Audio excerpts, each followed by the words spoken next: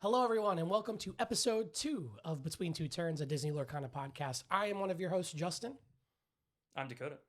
And I'm Jotham. That's like Gotham, but with a J.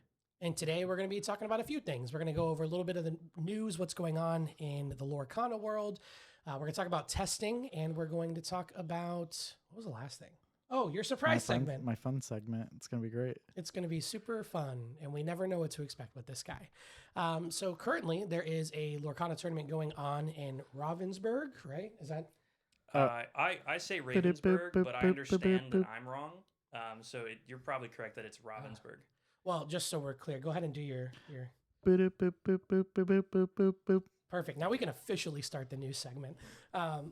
There's like just under 500 players. I think it's like 470 or somewhere around that. And I know they're doing 9 rounds of Swiss. So what do we think? It's a 2-game format, right? Two-game format. It is, which is important to know. It is 2-game format. We have a couple players like DKP, Kendall over there right now. Artifacts. And I believe Artifacts, yeah. Yeah, I've seen a lot of people playing like Moyen. You had Kiwi. Yeah, Harlan Sweet. Yeah. That's the one. Yeah. Lots of really good players. Lots of like different decks. What do we think is going to be doing well? Green Steel. Emerald Steel I think is a good call. I do think because it is Europe, I think some distinct metagames have emerged between North America and Europe. They seem to not really like steel decks by and large and really like amethyst decks. So I'd predict that we get Ruby Amethyst or Emerald Amethyst, maybe even Amethyst Steel, like towards the top of the tables. And then, as we mentioned, some of the notable players can't really ever bet against them, right? So maybe we'll see DKP on Ruby Sapphire putting up a finish. We'll see if Nature is healed. That'll be fun. If Kendall is playing Ruby Amethyst again, it means we're back. We've got a healthy metagame. Order's been restored post-banning. So I'll be interested to see how that all shakes out and if he has a strong finish and kind of what his thoughts are after that. I'd be really curious to see what his deck list is. I mean, he's usually kept the same shell for the most part, but like with all the evasives running around, whether it's in the green steel or like the different red purple versions with the evasives, I'd be curious to see like his take on, is he building that deck? Is he building like OG with the seated ladies?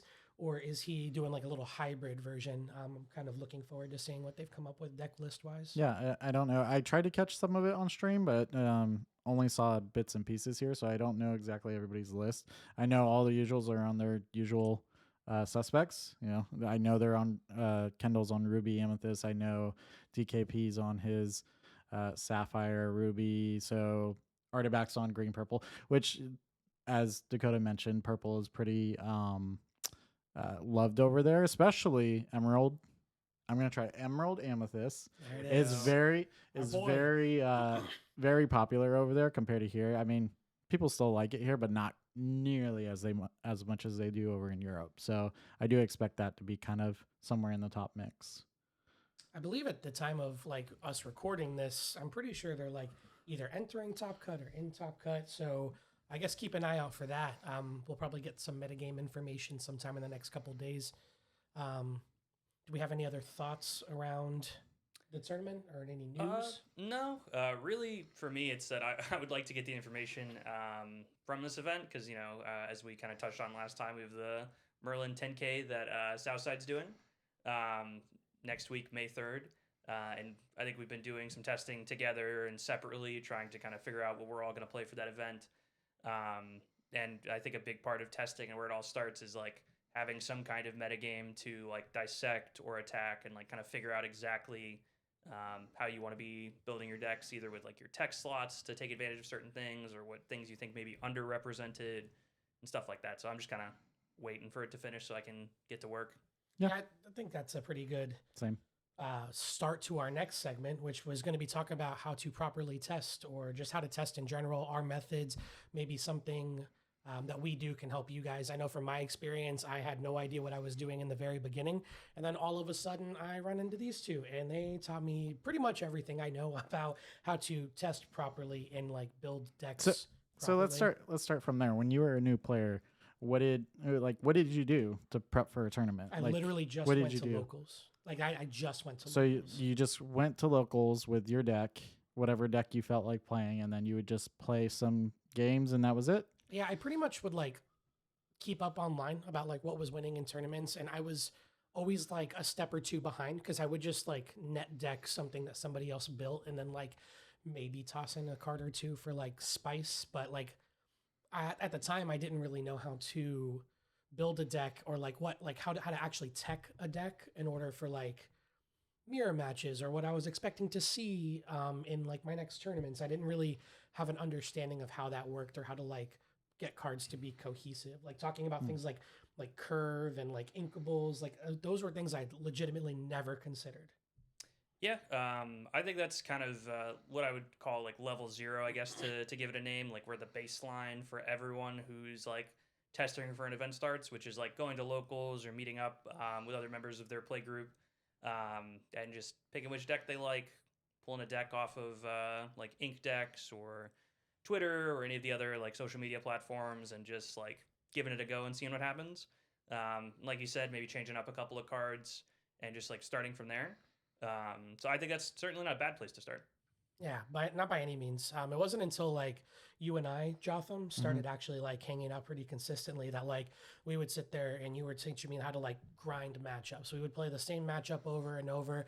I would, if it was like a good matchup, I'd always play on the draw. If it was a bad matchup, we would do a lot like on the play, and we would just see what lines are working, what lines aren't working, and then just like change one thing here or there, and then go back and start testing against the decks we were like. If I was testing against a deck I was not good against, we would do a bunch of games, and then we would change a couple things to try and help that matchup, and then go back to the decks that I was already good against and make sure it like wasn't affecting that matchup specifically anymore. Like Right. basically, how can we make the bad matchups better without Affecting our hurting good the, ones. Yeah, exactly. Yeah.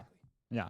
Yeah. And I think after we got you past that first of just testing at locals and just playing games, right? I think you and I would sit down and we would actually do open faced testing to That start was with. so helpful. So we would literally have the hands out and we would talk through each turn and say, okay, if this is the optimal turn, if we think this is the optimal turn, does this deck still beat this, this deck, or this hand beat this hand? And sometimes we would intentionally, right, craft starting hands and say, okay, does my best starting hand beat your best starting hand, or even your mediocre hand? And if the answer is no, that means, okay, well, maybe we don't run this deck or run these cards because it's not even performing when I have my best hand and you have a mediocre one, right? So that was kind of a easy way to pick out, okay, can I win this matchup that's probably going to be popular? If that's no, if I can't consistently win that matchup, even with when I'm crafting my best hands, maybe I need to look at something else, right? Yeah, for sure. Yeah, and I think like those are all like good places to start and like good like first steps that people take when testing. And like I think like one thing to keep in mind is like Lorcana is a game like where a lot of players aren't really card game players, so they don't have experience with testing and like really like getting like repetition of games in and like trying to figure out how to exactly like move forward to like improve. So like for me, for example, like my testing process for an event, it like really starts even before I start like actually playing any games or deciding what deck I want to play. Like it starts with taking a look at like the decks that are popular at the moment, regardless of how they're performing. Then after like of that subset, taking a look at of the popular decks, what's performing well. Like is it Ruby Sapphire? Is it Amber Steel? Is it Ruby Amethyst? Like what is doing well right now? And then like taking a look at what's doing well right now, like what is making up those decks? Like what are the like powerful key cards that they're using? Be it like interactive spells, like maybe Brawl is super popular right now, so you want to like keep that in consideration when you're deck building. Or like for example, I think in the current metagame, Maui Shark is very popular. Like we have like a Ruby Sapphire deck that's playing like 4 Sharks. We have a Ruby Amethyst deck that's playing 4 Maui Sharks. And it's like, okay, so like Shark has to be in your mind when you're building a deck. Like you can't just turn all your stuff sideways all the time. There is like an actual cost now. Just pray you don't run into that. Yeah, or there's card. Always, you can hit the Prage emote and just hope you don't right. run into it. So I like to start there, and then once I figure out like what's popular, I kind of like to build my decks from scratch. Just what I think they look like or should look like in my head. And that could be good or bad. Like I think sometimes I end up like maybe pretty off base as like a perennial Flynn hater in Ruby Amethyst.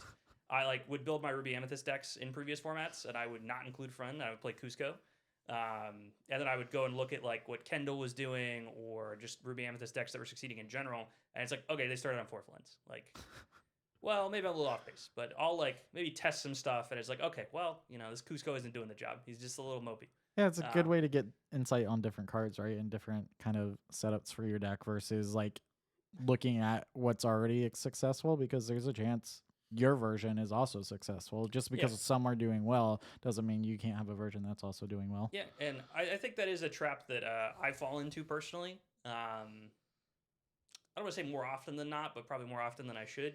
Is I can be a little too decisive between what I think may be good versus not as good or just outright bad, and I will just dismiss things pretty early on in testing, like, and not even give them the light of day. But in general, I think I've been better about it recently. At least, like, say I see a deck online that I want to try, and I was like, an example could be there was an Emerald Steel deck that did pretty well at I think it was like about a 100-person European tournament a week or two ago, and it had 2 Clarabelle shifts, and I like really did not like that. I think 5 is like an incredibly high cost to pay an Emerald Steel. So like your card really needs to be like impactful when it comes down. And in my head, the way this Emerald Steel deck is, you're running your opponent out of cards very quickly. So like, what is the Clarabelle really doing for you? But before I made any changes, I was like, you know what? Let me give this person their due and like at least try the deck with her in it.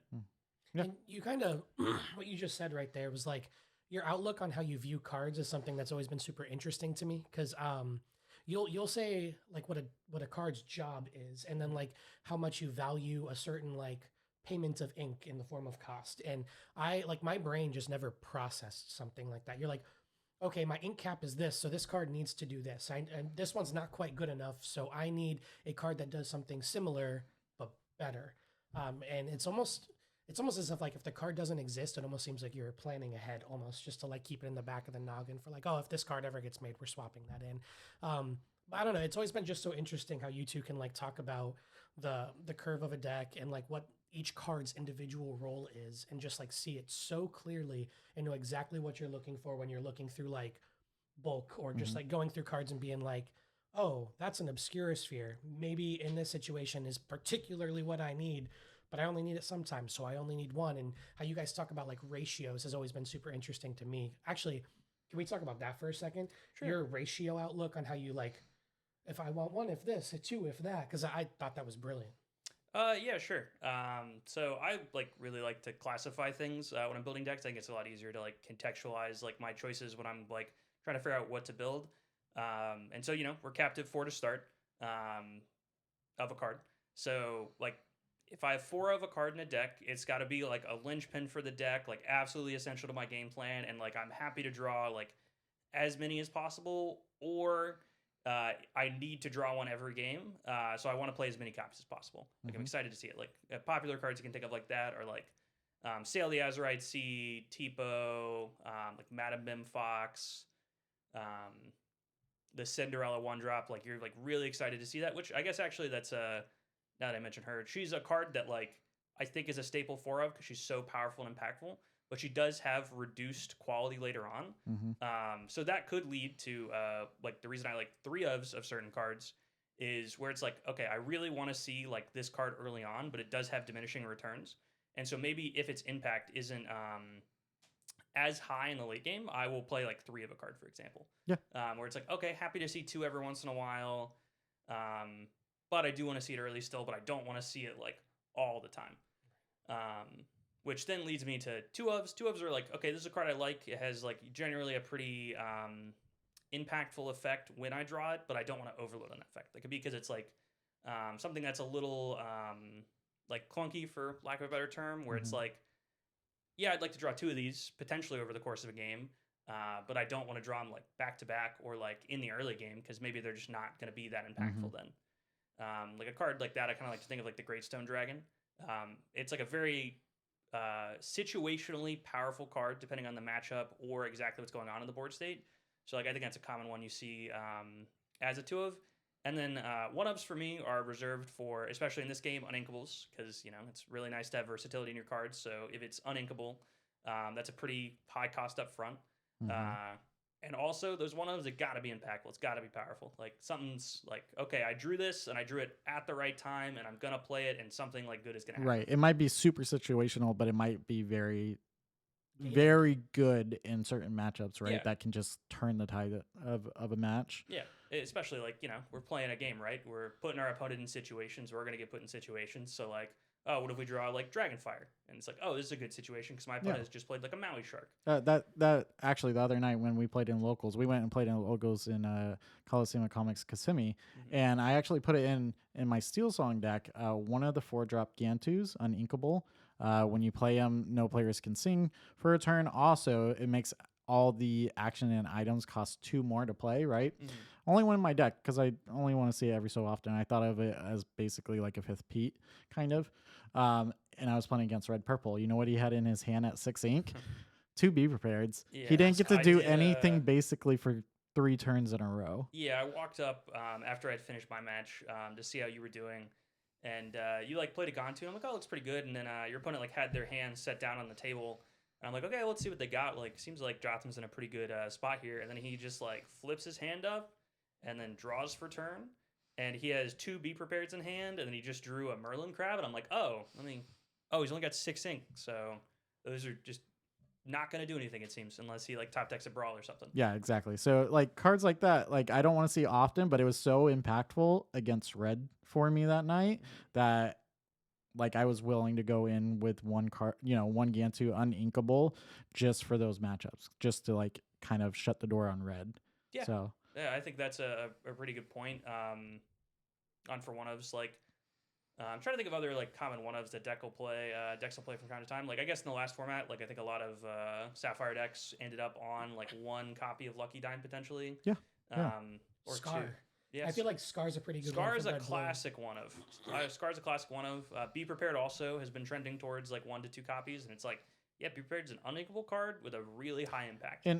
And I would probably say it to that note as well, like, cards that can kind of dig through your deck a little bit more makes the one-ofs, I think, better than maybe it would usually be, right? Like Steel Song has a wheel, so you can kind of cycle through your deck a little bit faster. Red Blue has a lot of search with, develop your brain and visions. So stuff like that makes the one of almost feel like a 2 of sometimes in those kind of decks. Yeah. But I will say still, it's like you were saying though, like Dime, they only needed 1, right? Because you only want it for late game. That's one of the things you were saying. You don't want it early game. You don't really want it mid game either. And you definitely don't want to draw 2 of them at the same time in the early game. That really just hurts you. So, I mean, that's something to think about. And for, like, when you're putting your deck together, I think the ratios are super important, right? Especially since it is 60 cards, but it also is only 60 slots. At some point, you're running out. When you're putting a lot of 4-ofs in your deck, you're gonna run out of room quick, right? I think that kind of leads to the topic of consistency, right? Because the ratios, you have limited space, but then also, like you mentioned, inkables versus uninkables. Like, from my experience, when I was deck building in the beginning, I would run into an uninkable problem where, like, I played Blue Steel, for example, right? And sure, I have Fishbone Quill, which is great, and I can, like, ink things. Love Bonefish Quill. Bonefish Grill. I did drive past one of those earlier, and I was like, I had actually gaslit myself into me being the one who's saying it right. And I was like, you guys, on the last podcast, you're giving me a hard time. It's Bonefish Quill. It's Bonefish Grill. I see why I would make the mistake. And then I, like, got to where I was going in the mall that I was at, and then I was like, you know what, and I'm, like, looking at Dreamboard, and I'm like, oh, yeah, it's Fishbone Quill, isn't it? I don't think I've ever heard you say it properly before that one moment. And you probably won't. Anyways, the deck itself was cool because, like, I have wheel, so I can wheel cards out. I have Fishbone, I can ink those. And at times, when Tipo was a card, I would do that sometimes. But then sometimes, my opening hand would just be, like, all uninkable. So even though I had answers for those uninkables, sometimes the deck was slightly more inconsistent. Do you have any tips, tricks for consistency inside of decks? Do we have, like, ink thresholds, inkable, uninkable thresholds? I just take all the uninkables out of my We've talked about deck. deck building, like, quite a bit, so maybe this should be our final piece on that, and then we can get to the actual testing Sure. itself. Like, a big thing for me with deck building is just really watch your inkable count. Like, you can get crazy. You can be on like upwards of 18 in certain archetypes. You could be like closer to 12, which is where I kind of prefer to be these days, especially Same. in Sail the Azerite Sea decks, because like it really is punishing if you sail on turn 2 and you like have to ink something like a Brawl or maybe like a Maui Shark or something like that you're like really hoping to play because you drew too many uninkables. Or just, if you have expensive uninkables in your deck, like be prepared to maybe have to skip like an optimally curved play to like play an uninkable versus an inkable, and just like know that going in. Cool. So yeah, like you said, that's good on deck building. We can jump because Dakota did mention his how he kind of approaches testing. He talking about looking at the meta, and then we kind of So like after we've looked at the meta, kind of as we discussed a little bit, and then at length, like how we want to build our decks, what we're looking at slot wise. Then you got to play games. Like I think like quantity is king. Like quality is important, but I think quantity is like where it's at when it comes to testing for the most part. Even like just based on how much free time you have, you might not be able to play like 100 games, right? But like, as long as you get in some games, like at first, get a real feel for the deck, like know how it's working, what isn't working, and just get like a real vibe for what you're currently testing out, be it like a brew yourself or some kind of like notable meta deck. Like I've sat down, I've played my 5 to 10 matches. Like typically best of 3 is how I like to start and approach things before I like start making radical changes, and just develop like, okay, here's my 5 to 10 matches. Here's my baseline. Like, where do I want to go from here? Do I want to go left? Do I want to go right? Do I want to stay the same in the middle? Like, where do I want to go? Yeah. But I don't know how that is like for you. Yeah, I think we're pretty similar for that because I get a feel for the deck after maybe 5 to 10 matches or even 5 to 10 games sometimes depending on the deck, but I do like to get a feel for the deck. You don't want to play just 2 games with a deck, even if you think, oh, this is really good or really bad. It could just be variance, right? So you need to get in that number of games.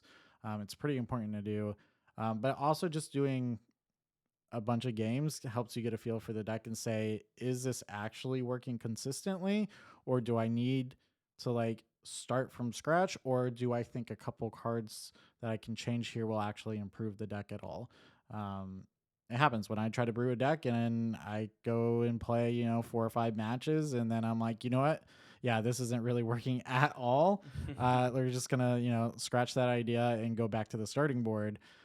Sometimes if I do, kind of similar to Dakota, I'll try to brew something. And if it's not working, I'll go and look at similar color pair that's doing well or maybe performed well out of or spiked a tournament and see what they put in, and then kind of alter my deck to kind of be more similar to that, and then test that. And if it's still trash, then I'm still waiting on your princess deck. Yeah, that's a work in progress. I try every set.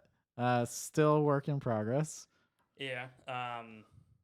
Yeah, I think just another thing is like, something I struggle with personally. I don't like to just play whatever the best deck is. Generally, I like to play something that's like attacking the metagame.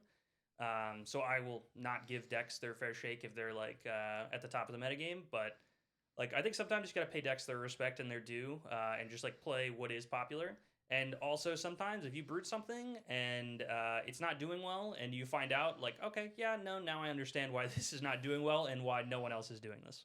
It's not like that people overlooked it. It's that people probably tried it, and then when you looked on Inkdex for something similar, you just couldn't find it, because it just frankly might not be good.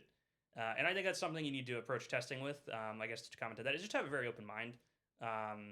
Like if you yourself, someone in your playtesting group, wants to try something a little off the wall, at least like humor them like a couple of games. Just like let them at least try it, just to either like get it out of their system. Like I like to do that a lot, where I just basically I'll sit down with like a ink color combination, and I'm gonna build 4 decks that are very different in the combination, and I'm just gonna like throw a bunch of things at the wall, see how they perform, and then see maybe why someone's just playing traditional Steel Song instead of like the 7 Dwarves deck. Or like I built a Bolt deck like around like the new Floodborn Bolt, who when he readies, you gain lore equal to your undamaged characters. I built a whole deck around him. Found out why people weren't really doing that too much. Why? Because it did seem powerful, but it was like a little inconsistent. And then I built like an all-in like Lantern version of Steel Song, and I kind of found out why people weren't really doing that anymore. Just really high uninkable count for that at least. And then like I tried the Seven Doors deck, it felt pretty decent, and I tried normal Steel Song, and it felt like pretty decent. And I was like, okay, I get why people are doing these two things. Like maybe I like just can't reinvent the wheel here. I guess pun intended for the Steel Song deck. Yeah. So like maybe I'll have a couple of tech cards, but if I want to register an Amber Steel deck, I'm going to play one of these two decks. I like another thing that we do like in our internal testing is you'll send a deck list into our group chat, and then I don't know, I never actually told you this, but I'm sure you do the same thing. We'll take that deck list and probably go play like 10, 15 games with it and just like share the data we got of like, hey, this is what I like, didn't like, this card performed well, this one didn't. I made this change when I was testing and it ended up working out. And I feel like we kind of refine a lot of lists that way. It helps that, yeah, we're able to just share a deck list so that we kind of all separately go off and try it out and then come back. And if we all have similar thoughts, then it's like, oh, okay, maybe these couple cards didn't do anything at all. It kind of helps narrow it down because you're getting in multiple games, right, with multiple people versus one person trying to grind it. That one deck list takes a lot longer, right, to kind of... And it, like, at least for me personally, I can get a little circular logic-wise and get in my own head about, like, certain decisions. So it helps to have, like, outside input where I can get, like, some feedback from people who I, like, respect and trust. Who is like, okay, maybe I'm like dead set on playing Hidden Cove and Emerald Steel right now. But like these two tried the deck and they're like, hey, Cove just did not feel good. Like there's too many efficient ways to challenge it. Like people are playing Lumiere and Peter Pan now. So like that still eats your Diablo or trades at least. Like it's just Cove ain't it right now. And I can like take that, think about it, play some more games, and then like be more like, oh, okay, maybe like in my last 5 matches, people just weren't really taking care of the Cove, or I was like really like getting it in like favorable situations, and it was like performing a little better than I actually thought it would. Yeah. And then I can like reevaluate. And then I feel like the closer we get with like that kind of information, that's when we kind of move to our internal testing where it's just like us grinding matchups and making like the finishing touches on things. I think that's something I've noticed. We don't have like an official like process that we do, but like it seems to be pretty commonly. Yeah, like after this, we're going to test a couple of specific decks in specific matchups. This is where I think it's like a sliding scale. Like Dakota mentioned, quantity over quality to start, and I agree with that. But then I think once we narrow down a deck, if we think one is really good or performing well, I think it then kind of slides into quality as far as certain matchups and getting the play lines right of saying, okay, if they're having this opening start, you know, what is our best avenue to beat that? And I think that's a good way to go. Like quantity, when you are kind of like up in the air and kind of just trying to figure out what's working, what's not working. And then I think quality, when you think you're really onto something and you just need to fine tune those last maybe few cards here or there. So what's like the base level, right? Like what's too much testing, what's over testing, and then what's... Yeah, so I was gonna touch on that and then maybe nudge us forward to like the quality side of things, because like, you know, we've got like analyze the metagame, deck building, like 1, getting in a quantity, which is 2. Step 2. And then step 3, like we want to switch to quality. Step 3, yes. And I do think you can overtest. Like, I agree. Like I mentioned earlier, like I sometimes struggle with like circular logic on stuff or like dismissing things. Like sometimes maybe I just have a bunch of free time. I'll sit down and I'll just grind out like 100 games in 5 days just because I'm like wild, very singularly focused, and I can sit down and do that sometimes. And then like I kind of have realized in hindsight that that's like too much. Like it gets to the point where I'm not actually learning anything. I'm kind of just like going through the motions and like playing my games. And I think if you ever notice where you're like moving through games like that, where you're not really thinking things through, or you're just kind of repeating the same steps over and over and over again, that you may be over testing. I think that's a good point to bring up. Yeah, I would agree with that because it kind of happened towards that end of last year for me. I think is we started over testing quite a bit, or I did. We would test together, but then I would test online, and then I would, you know, go do research and then just test so much because we were playing DLCs and everything, and I got a little burnt out, which is why I was semi-retired, or am semi-retired. You're ridiculous. Over testing actually like killed my confidence on, or banished my confidence on a Oh. lot Yeah, of, very friendly. on a couple different decks. Like it got me really jumpy. Like getting towards a DLC, I'd be like, when we got to the point of over testing, like I don't know if this deck is actually as good as I thought it was because now, you know, we just know the exact lines, right. and it just did not do well for my confidence, and it made me question my readiness going into one of those big tournaments, and that's obviously never something you want to feel ahead of time. Yeah, and which like next is the quality part. Like if you overtest, it's too much quantity, but you still need the quality. And we're like we said, we'll sit down. Something I really like doing, and I think a lot of people I've like talked with in other games, like previously in Magic and even in Lorcana, they struggle to sit down and play like an open face game where like all information is known and you kind of just like discuss lines as you play through. One, because it does make games take like significantly longer if you're just kind of debating each point. Or if it's just like, oh, I'm going to ink this place on turn one, go. And it's like, okay, like, why are you doing that? Like, explain to me, like, what your thought process was and not just you're just, like, doing this because it's automatic. And I think that's something that is important because it just gets you in the habit of, like, when you, like, open up your hand for a game, it's like, oh, okay, I know, like, in testing, I was doing, like, this plus this a lot. Like, why was I doing that? Should I be doing it in this situation? And you start, like, thinking and evaluating things a lot faster than if you were to just like sit there in a game and not have had to explain yourself previously. Yeah, something similar to that is like I'd have an opening hand, right? And then he would always ask me like, why are you doing what you're doing? I'm going to use inking as an example. I'd have a hand of like 2/1 drops, and I wouldn't have like something to play on turn 2 like ramp, but I'd have really powerful cards for like the turns after. But the problem was skipping that turn 2 play was like super impactful in the game. Like I would lose so much tempo from doing that. So like, for example, I would ink a 1-drop, play a 1-drop, but then I'd next turn have to draw into a 2-drop, or I just ink and pass. And that was much more impactful negatively for me than having those powerful cards in my hand, because it's so early in the game that the tempo shift into my opponent's favor, whether I was on the play or they just push even farther ahead where I was constantly trying to play catch up the whole time. And so that's just a small example of what we were talking about in this scenario. Yeah. And I guess just like really another thing that I've experienced, because I think I could be a little overbearing sometimes. Like I like yap a lot. And so maybe I'll ask too many questions, is just be clear with how much communication you would like when you're testing. Like maybe what I just suggested is like every play, maybe we're not like discussing things, but just like, hey, like at the end of a turn, let's discuss what's going on. Or like, say we have a really interesting turn, maybe we just stop, like take some pictures of what's going on, and then like play the game out in one direction, and then maybe we'll rewind it, and then play the game out like in the opposite direction, just to like get a feel for maybe how things were going. Yep, I agree. I think those are good ways to test. And also talking about like matchups specifically, right? If you already know you're good in a matchup, you probably don't need to test that much into it, right? Stop testing. If you're really good in a red blue, stop testing it in a red blue. Use that time to use something that you may think is more 50-50 or a little worse for you, so that you can try to figure out if there's better lines to take in those matchups, right?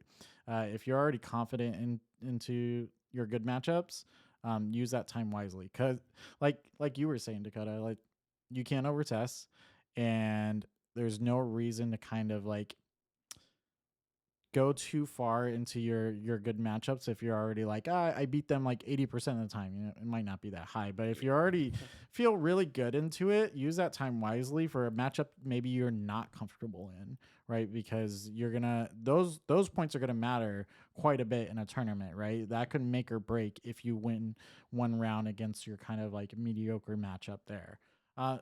And also maybe the same side of things. If you're like very, very bad into one matchup, you can try a couple different lines in that, but at some point you have to just accept that some decks will have like one or two very bad matchups, and sometimes there's not much you can do into those. It is what it is. Yeah.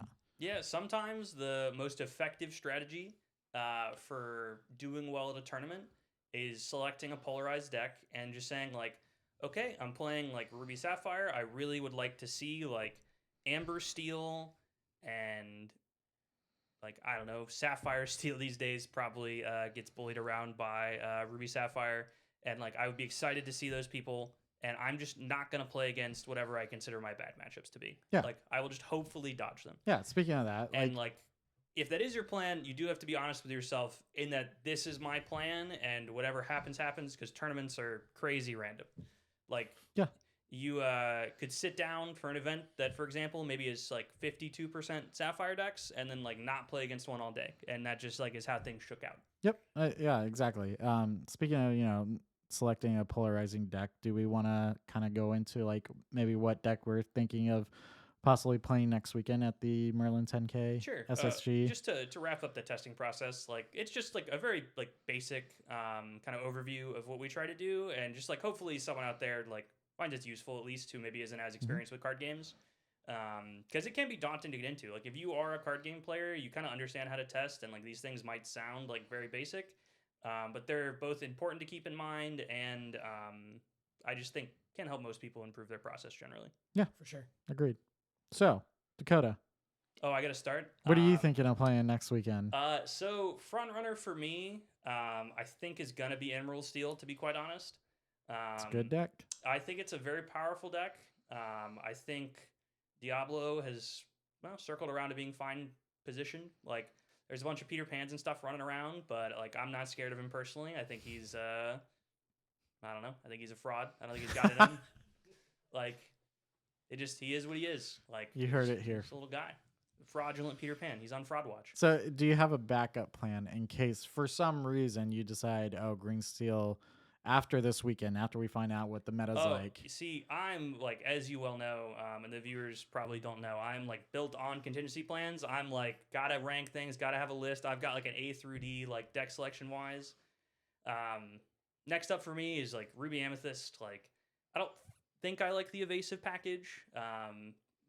With fear of being labeled a hater of everything, because I keep saying that a lot.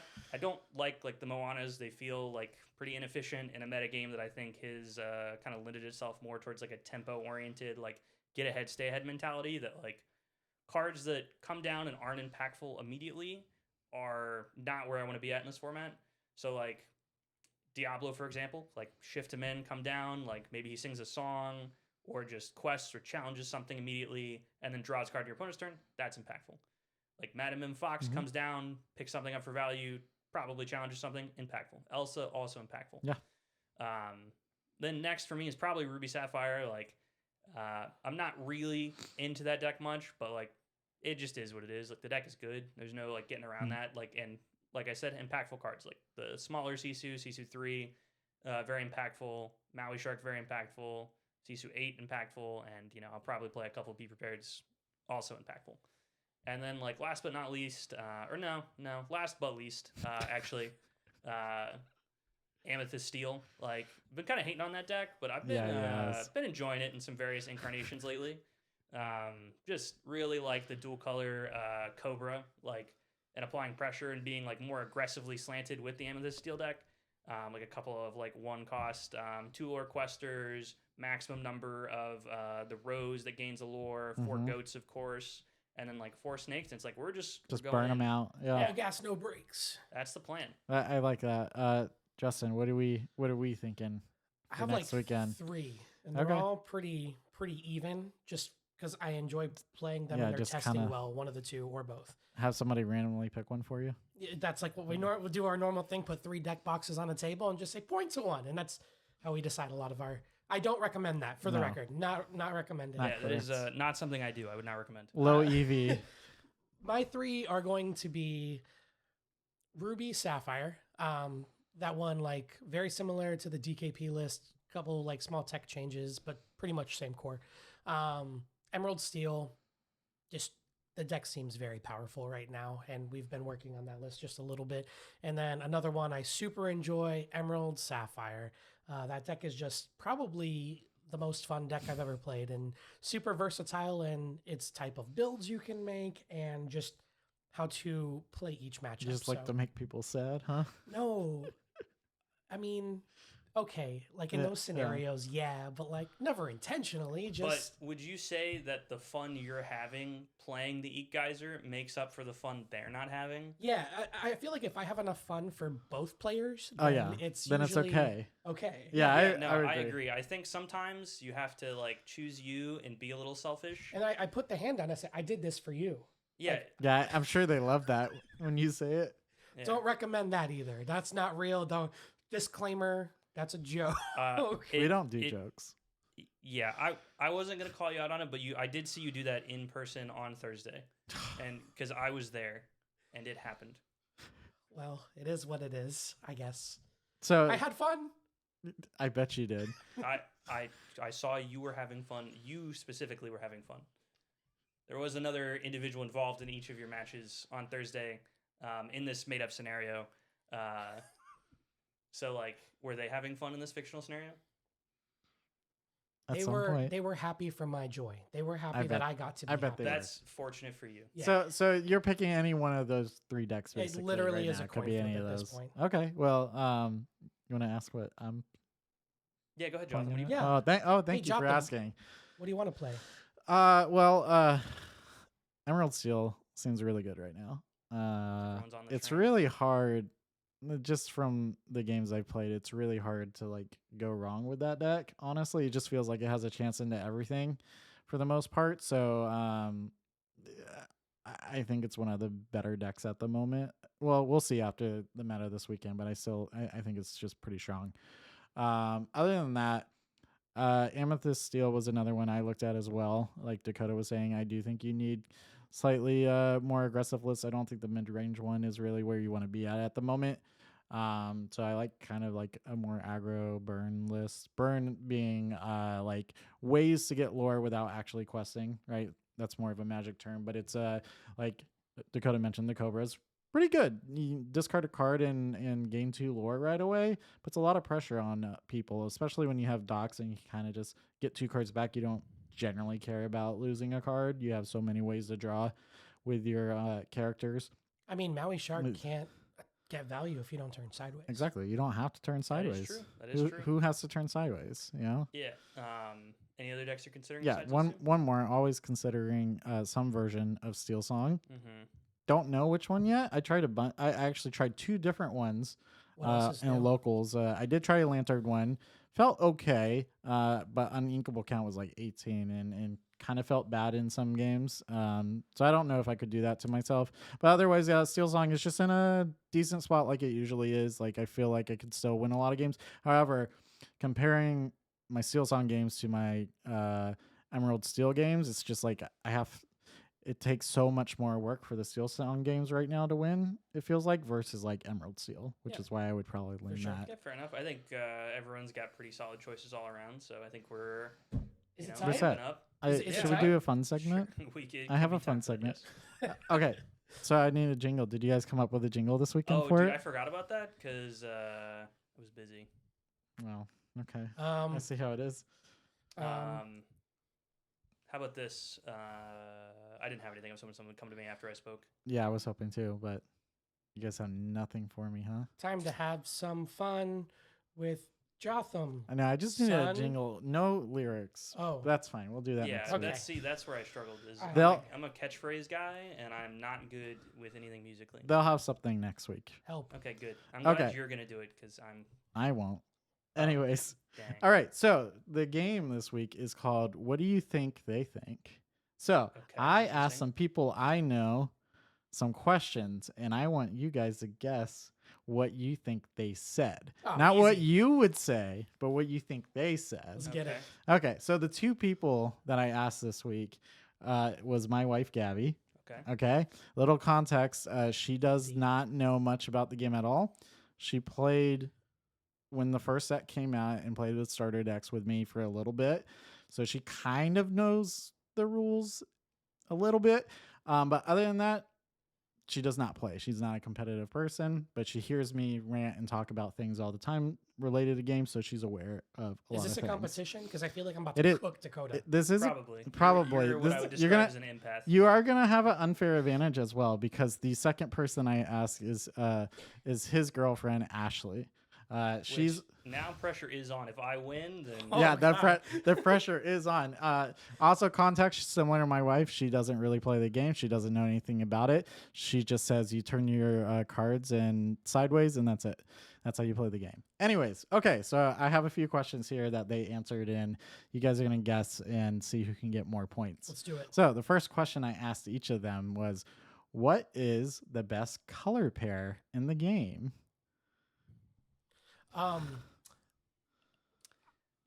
think I'm going to start here. I'm pretty sure Ruby is going to be one of the colors because one of the cards. Now, Is this Gabby or Ashley? Sep- I would Separate. say you gotta Let's separate. do- How about this? We'll go back and forth so we can't cheat. Yeah. You do Gabby first, and then I'll go, and then I'll do Ashley, and then you go. yes, yeah. Okay, then I think Gabby's going to stay Amber and Steel.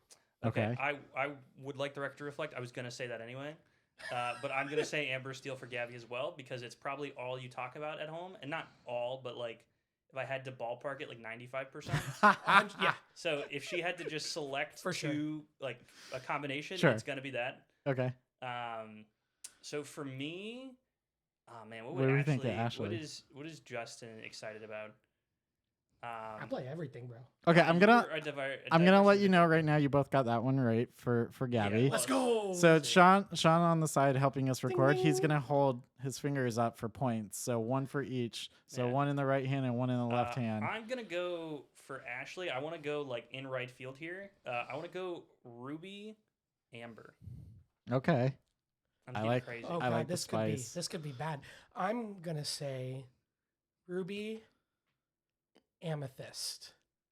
Ashley said the best color pair in the game was Ruby Amethyst. Oh. Let's go! Oh.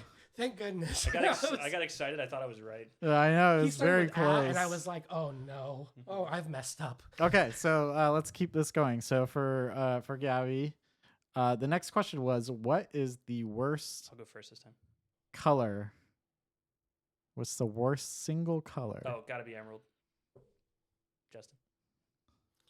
I believe Gabby would say something along the lines of, I don't know, sapphire?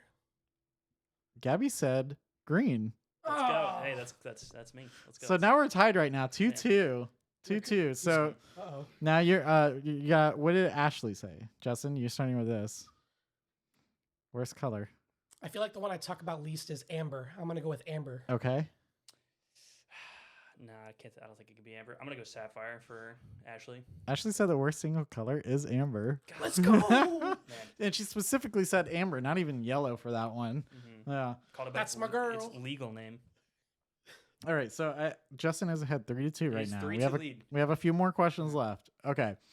I asked Ashley, what is the best card in the game? Oh, done. Go ahead. I'm gonna go Rapunzel. Be prepared.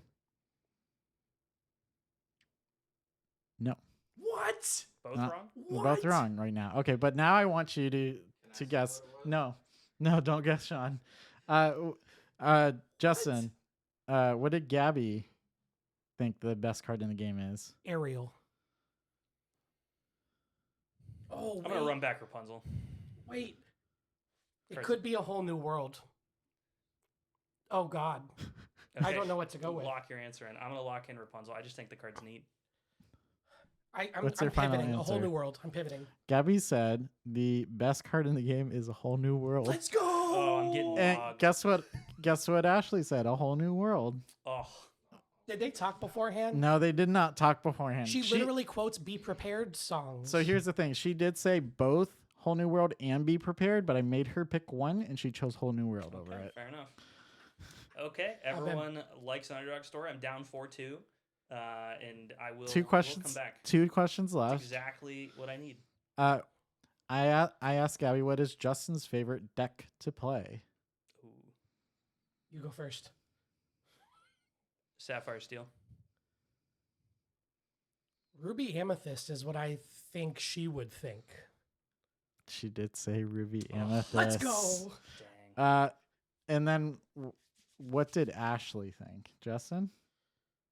Oh gosh, this could be any number. Yeah. What deck? What does she think If your you get favorite this deck correct, to play? you are locked to win. So pressure's on. I'm Pressure's gonna on. also say Ruby Amethyst because I'm pretty sure that's the one she also just Sees the quotes most? the most. Oh, Yeah. fair. I'm gonna run back Sapphire Steel. Dakota's right. See? Dang She it. said Sapphire Steel. it. Okay, I'm live. Woo, I gotta he go is 2-0. You gotta live. go 2. Oh gosh. Here we go. Last question. I asked Gabby, what's my favorite deck to play? Oh, that's not fair. It's Amber too Steel. easy. Yeah, just Amber Steel, lock them both. Okay. Specifically Steel Song. Gabby did say Amber Steel, yes. And then what does Ashley think I'm running it back. my favorite deck to play is? I'm gonna retweet. Yeah, just run it back. Red purple. Oh, okay. She said Ooh. she probably said, I don't know. Red purple. She Red said purple. red purple. That makes sense. Yep. Mm. So close game. What was it? 5-4? Just 6-4. 6-4. 6-4. Justin And wins. You, I think, would do very well in a newlywed game, Justin. I don't think you got any of Ashley's wrong. Or actually, you got one wrong. I did. Yeah, you I got did. one. That was a tricky one. Yeah, and it was about you, so it's fine. Yeah. And yeah, that's all we have for games this week. That's my Okay. fun segment. So What is everyone else's favorite deck to play? I'm just out of curiosity if anyone's got any like random stuff. If you guys have a favorite deck to play, please post it in the comments. I am very curious. If you want to toss in a Dreamborn link for the deck list, I'd look at that too. And yeah, just closing thoughts. Excited for the 10K next week. I'm going to drive down a day early. Might even play Southside's local event the night before because I've been really enjoying Lorcana lately. And yeah, got to figure out what I want to play. Cool. Yeah, I'm super stoked to be playing. Might do the same thing. Who knows? well, if he does that, well- apparently I'll be doing that because we're writing together. That's right. So We're we'll driving see. together with Sean Yeah. and Mark. Yep. So exciting. Well, thank you guys for joining us. We appreciate you hanging out with us. Like, comment, subscribe, do the whole 9. It really supports the channel, and we really appreciate you guys. And anything, if we're just trying out this more like free-form discussion episode. If you liked it, let us know. If you'd rather stick to more like rigid topics where we do like news and then maybe discuss the metagame a little bit, and then we're always gonna end with our fun segment. But just any suggestions you have Always. are welcome. Let's go. See you next time. Yeah. Bye.